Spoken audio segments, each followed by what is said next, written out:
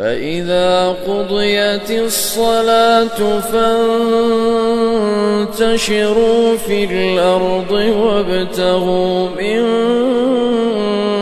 فضل الله واذكروا الله كثيرا لعلكم تفلحون.